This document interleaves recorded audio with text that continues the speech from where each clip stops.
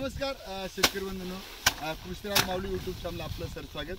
मी आज आपल्या इगतपुरी तालुक्यातील नांदगाव सदो या गावामध्ये आहे. त्या नांदगाव सदो गावामध्ये आपण पीक प्रादेशिक 10 हेक्टरवर घेतले होते. त्याच्यामध्ये आपण 25 शेतकरी घेतले होते. त्याच्यामध्ये आता सध्या आपण पेरणीपासून म्हणजे तुमच्या बीज प्रक्रिया असतील, परत तुमच्या 25 लागवड असेल, पक्षी थांबे असतील, स्टिकी सॅप असतील, हे सगळं टेक्निक, परत गिरीपुष्पाचा पाला असेल, हे सगळं टेक्निक याच्यावर वापरत होतो. आपण आता सध्या या ठिकाणी एक गुंठा म्हणजे आपण जो आपला प्रात्यक्षिक स्पॉट त्याचा 1 गुंठा एरिया घेतलेला आणि जे विदाऊट प्रात्यक्षिक म्हणजे त्याचं सुद्धा 1 गुंठा त्याच्या कंपॅरिझन आपण पाहणार आहोत. तिथे आता भाताची 1 गुंठ्याची झुडणी तर चाललेली पाहिजे. त्याच्यामध्ये हे शेतकरी आपण आता शेवटी पाहणार आहोत. खऱ्या अर्थाने त्याला खरंच आपण जे प्रात्यक्षिक जे टेक्निक वापरले त्या टेक्निकचं साधारणतः उत्पन्नामध्ये किती खरंच हे होतो, काय फायदा किती होता आणि त्याला सगळ्या गोष्टी वापरल्यामुळे त्याला कमीत कमी याच्यामध्ये किती उत्पन्न भेटतं आणि ते कम्पॅरेटिव्ह आपण जे प्लॉट घेतलेला आहे त्याच्यात 1 गुंठ्यामध्ये त्याला किती उत्पन्न होते आपण पाहूया.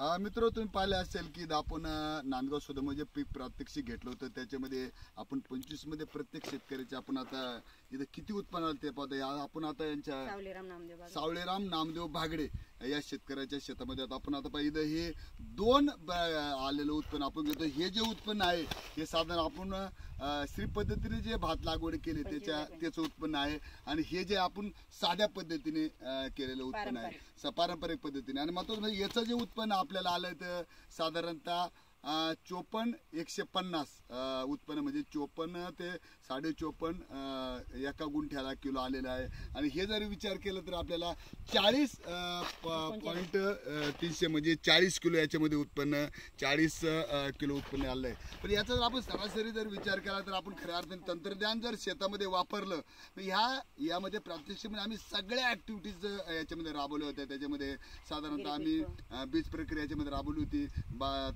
याचा तुसाचा वापर केला होता, गिरीपुष्पाचा वापर केला होता. परत साधारणतः आपण त्याच्यामध्ये ओळीत लागवड म्हणजे साधारण 30 सेंटीमीटर 30 सेंटीमीटर लागवड केली होती. पक्षी थांबे वापरले होते, फेरोमोन ट्रॅप लावले होते, स्टिकी ट्रॅप लावले होते. आणि ह्या सगळ्या तंत्रज्ञान वापरून आपल्याला असं लक्षात आलं खऱ्या तंत्रज्ञान जर आपण वापरलं तर 100% आपल्या उत्पन्नामध्ये फरक पडतो म्हणजे पडतो. तुम्ही पाहिलं असेल का गुंठ्याचा उत्पन्न पाहिलं तर दोन्ही याच्यामध्ये साधारणतः फरक पडला तर 15 ते 16 किलोचा फरक याच्यामध्ये गुंठ्याला पडलेला. मग ऑटोमॅटिकली हेक्टरी आपण त्याचं उत्पन्न केलं तर एवढा फरक त्याच्यामध्ये जाणवला. तरी सर्वांना विनंती आहे की त्याच्यामध्ये आपल्या ज्या कृषी सखी आहेत ते थोडे याच्याविषयी मनोगत व्यक्त केलं. काही सांगा, काय नाव सांगा. म्हटले शारदा मच्छिंदर तांदळे, नांदगाव सदो. तर आपल्याला उत्पादन जर घ्यायचं असेल ना, आपला जर खर्च कमी करायचा असेल तरी पारंपरिक पेक्षाही आपण जी श्री लागवड आणि जे आपण जैविक खत वापरून आपण त्याचा खर्च कमी आणि उत्पादन जास्त मिळू शकतो. ही एक शेतकऱ्यांना विनंती का सर्वांनी असं हे प्रकल्प राबवला पाहिजे. म्हणजे आपण स्वतः सुद्धा करायला पाहिजे प्रयत्न केल्यावर यश बरोबर येतं. तुम्ही पाहिले असेल की आता शारदाताईचं तर 100% त्याच्यामध्ये पार्टिसिपेंट आहेच. त्या सर्व 25 शेतकरी सगळ्यांनी या पद्धतीने लागवड आपण प्रत्येक शेतकऱ्याचे आकडे आपल्या पुढे आम्ही देणार आहोत. आणि महत्वाचं म्हणजे याच्यामध्ये आमचे साहेब कृषी अधिकारी तुमचे आमचे आपल्या देशमुख साहेब आहे यांचं वेळोवेळी मार्गदर्शन आहे. कृषी पर्यवेक्षक असतील, मी स्वतः कृषी अधिकारी राजेंद्र काळे, तालुका कृषी अधिकारी मडके साहेब यांचं सुद्धा वेळोवेळी मार्गदर्शनामुळे खऱ्या अर्थाने टेक्निक जर आपण शेतकऱ्याकडे गेलो 100% शेतकऱ्याची प्रगती होऊ शकते, उत्पन्न जास्त येऊ शकतं. मला असं सर्व वाटतं. पण मी पुन्हा एकदा भात करणाऱ्या शेतकऱ्याला सांगेन की खऱ्या अर्थाने आज नांदगाव सदोमध्ये जो प्रोजेक्ट राबवला गेला आहे खऱ्या अर्थाने तसे प्रोजेक्ट त्या पद्धतीने आपण टेक्निक जर वापरलं 100% नांदगाव सदाप्रमाणे सुद्धा तुमच्या शेतामध्ये चांगलं उत्पन्न येऊ शकतं, चांगली तुमच्या उत्पन्न वाढ शकते. ऑटोमॅटिक उत्पन्नात वाढ आली तर तुम्हाला चांगलं पैसे याच्यामध्ये मिळू शकतं. आम्ही सरासरी याच्यामध्ये चुडांचं ऑब्झर्वेशन केलं तर आम्हाला चुडामध्ये साधं एका ठिकाणी मूल्य तर आम्हाला साधारणतः 62 चुडापर्यंत याच्यामध्ये चूड सापडेन. साधे याच्यात आम्ही जेव्हा केलो तर आम्हाला साधारणतः त्याच्यामध्ये 10 ते 15 याच्या दरम्यान काही वेळ आपल्याला 10 काही ठिकाणी 15 असे आम्हाला चुड्याचे जाणवले. ऑटोमॅटिक याचा परिणाम असा झाला की उत्पन्नामध्ये सुद्धा आम्हाला फरक चांगला जाणवला. म्हणजे स्त्री लागवड पद्धतीने जमीन जर केली आपण तर त्याच्यातून पाणी व्यवस्थित निघून जातो, त्याच्यामुळे सडवा होत नाही आणि हवा खेळती इकडच्या तिकडे राहते, तण काढायला सोपं जातं, खत मारायला सोपं जातं. असे सर्व जर आपण थोडा बुद्धीचा आणि तांत्रिक वापर जर केला तर आपण खरोखर खर्च कमी करून आणि उत्पादन वाढू शकतोय. पण अशा प्रकारे भात लागवड केली तर 100% आपल्या सुद्धा उत्पन्नात नांदगाव सदोच्या शेतकऱ्यापर्यंत आपण सुद्धा प्रगतशील शेतकरी बनू शकता, तसं उत्पन्न वाढू शकता. नमस्कार.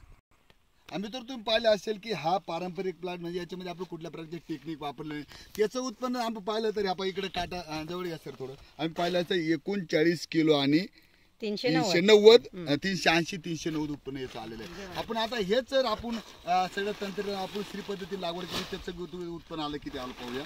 ठेवा मित्र ठेवा.